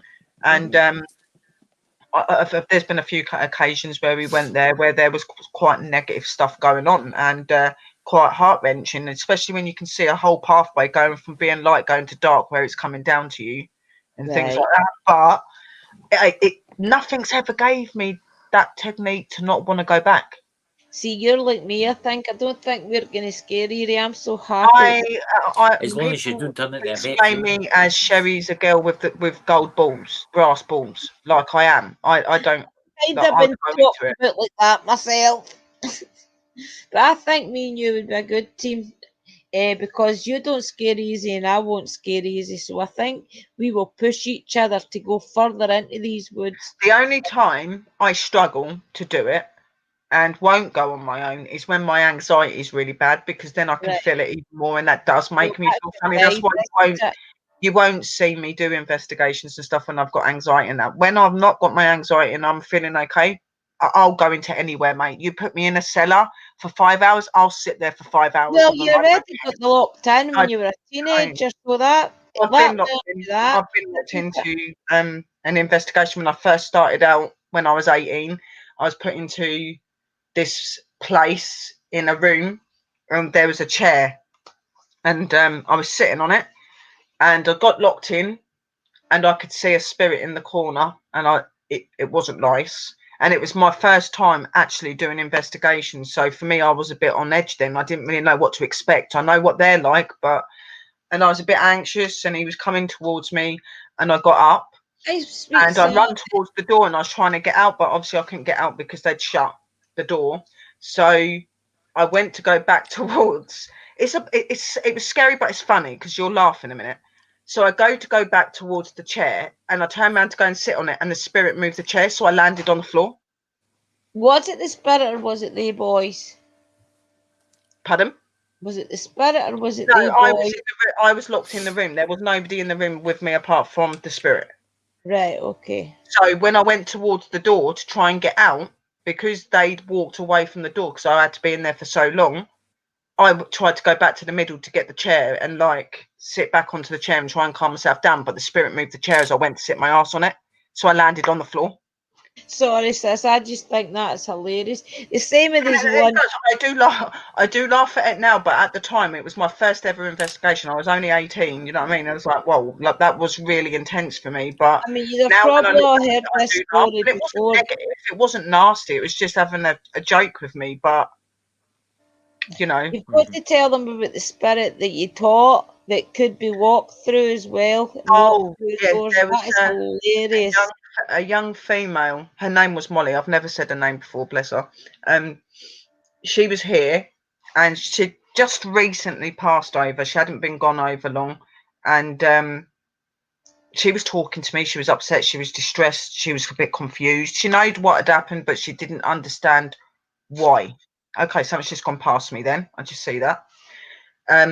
She was confused and she didn't know what was going on. So I explained to her, I spoke to her, I calmed her down, and she started to be okay. But I forgot to tell her the vital things about what her body could actually do now she's in the spirit world. Okay? So I've got up and I've walked out the door, not thinking that she's going to follow me, and I've shut the door. And she's gone through the door. She's gone, what's just happened? I've just gone for the door. I wasn't meant to do that. And I was like, yes, it's okay, calm down. She goes, oh my God, that's how it was fuzzy. Oh my God, I was like, it's fine.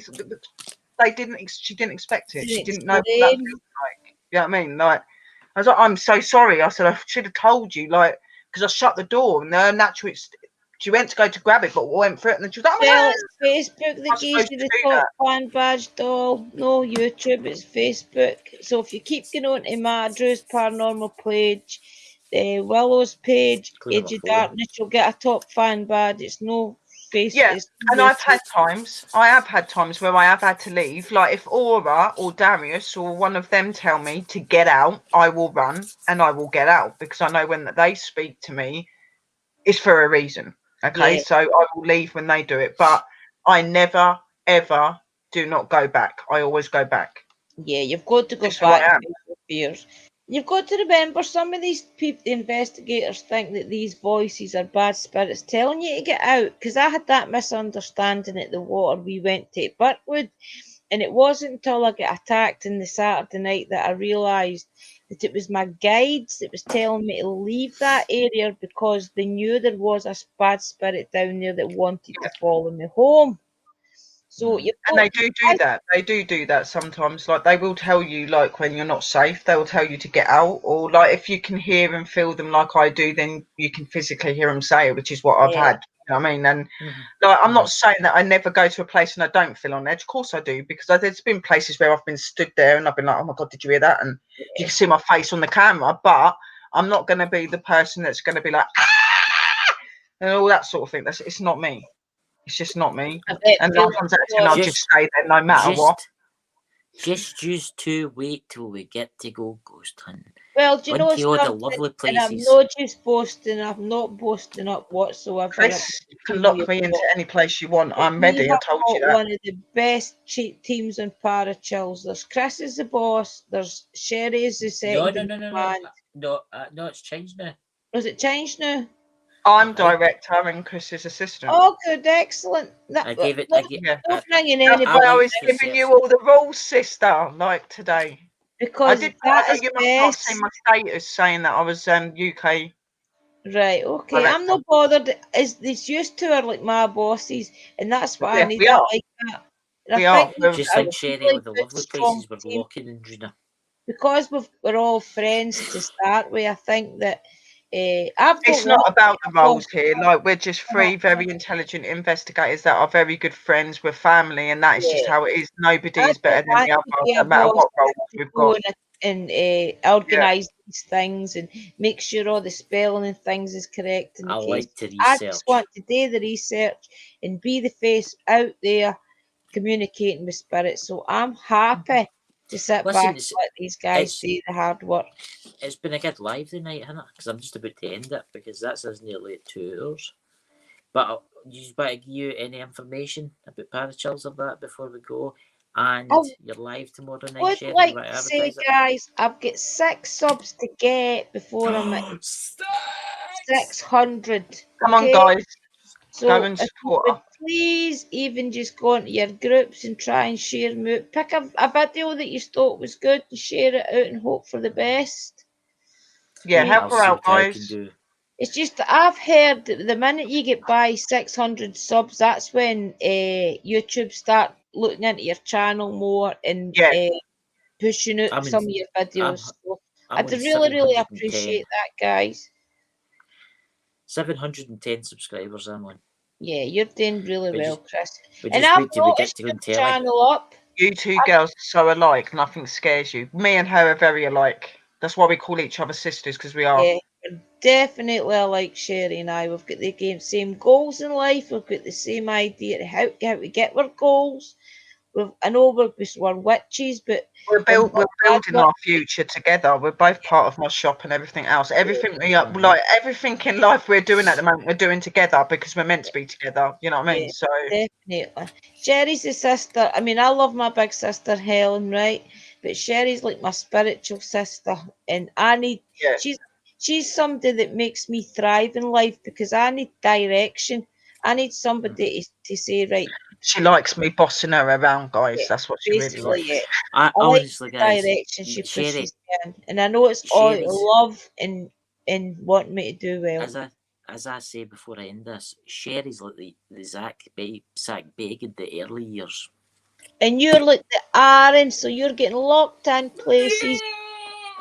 And from me, guys, right? So if you want to be cool, you want to be awesome, you want to do real cases, if that is in paranormal, supernatural, cryptoids, aliens and UFOs, missing people, cold cases, if you want to do those sort of things, you can do that with our amazing company, Parachills.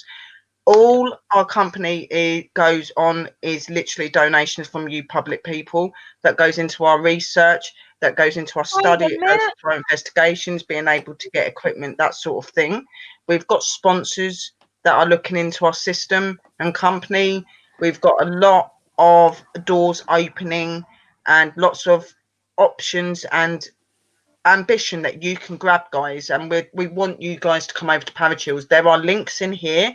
If you click the join the team button, that will take you over to where you can talk to our bosses. All we ask you to do is when you fill out your form, explain the areas that you're into. So if you're into paranormal and research, put that in there to talk about your experiences, what you've done.